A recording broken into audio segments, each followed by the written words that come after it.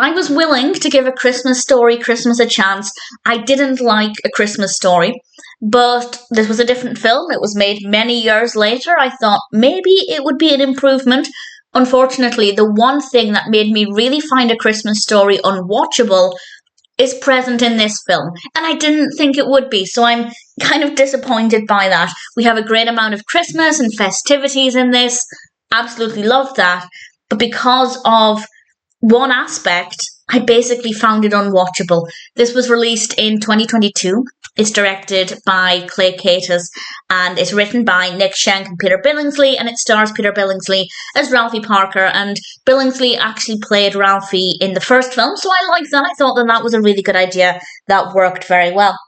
I haven't seen any of the other A Christmas Story sequels, but to my understanding, this kind of ignores the other sequels, and it's basically a true sequel to the events of the first film.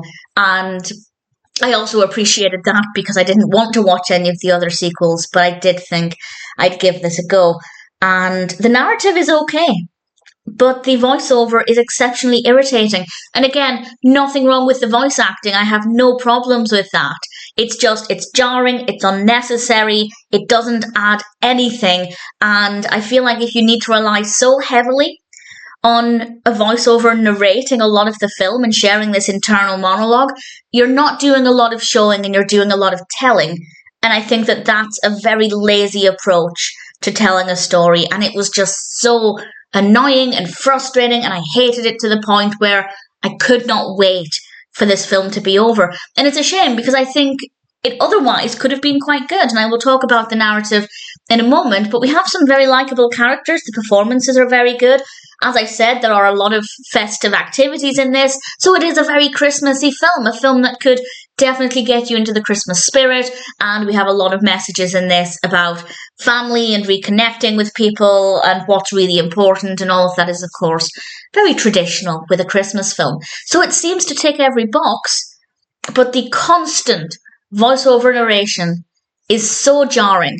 And as I mentioned in the first film, or with the first film, it feels like I'm watching a DVD commentary, which is fine. I think they're absolutely brilliant when you have a director or a writer or somebody in the cast talking over the film to provide the commentary. It enhances the experience, but not when you're trying to watch the film for the first time and you have one of the characters just constantly talking over everything. It's very, very poorly done.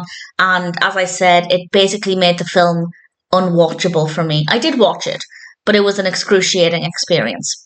The narrative is quite straightforward.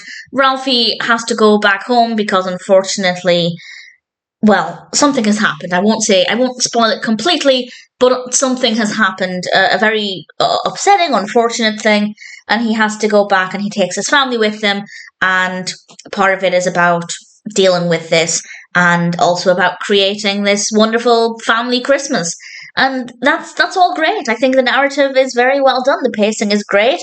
The actual events within the narrative are pretty decent, and a lot of Christmas things as well. But I'd say every less than 5 minutes, it is very, very frequent, we'd have Ralphie talking over the actual events in the film and not really adding anything interesting. So it was unnecessary, and I guess they did it to be in keeping with the first film. If for whatever reason you haven't seen the first film follows young Ralphie, but the voiceover is adult Alfie telling the story. So while I hated it, it made sense. I understand why they did it, because we have this adult character reflecting on his childhood. So it kind of made sense, even though I hated it, but it serves no purpose here. And I guess they did it for that sense of continuity, so it feels like an extension of the same film, but I think it was a pretty terrible, terrible idea. And maybe if it was only occasionally, it would have been fine. Maybe if the voiceover wasn't talking over some important parts or distracting from the main narrative. For example, if it was over, I don't know, when there was no action on the screen, if we just have an establishing shot of a building and Ralphie would talk over that to introduce the scene, that could have worked while still giving us that continuity.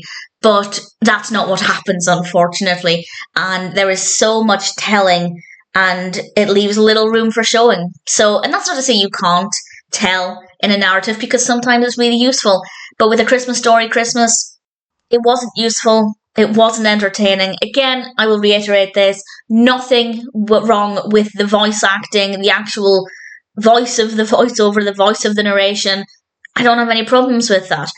It is simply the fact that it exists, and when it exists in the film, and then coupled with the fact that it doesn't really add any value, it just made it really annoying and basically an unwatchable film, which is a shame because it seems like it's otherwise a really great film. It has a lot to offer, and in general, I probably did enjoy little bits of it here and there, but because I was constantly being pulled back to this narration, I hated the experience.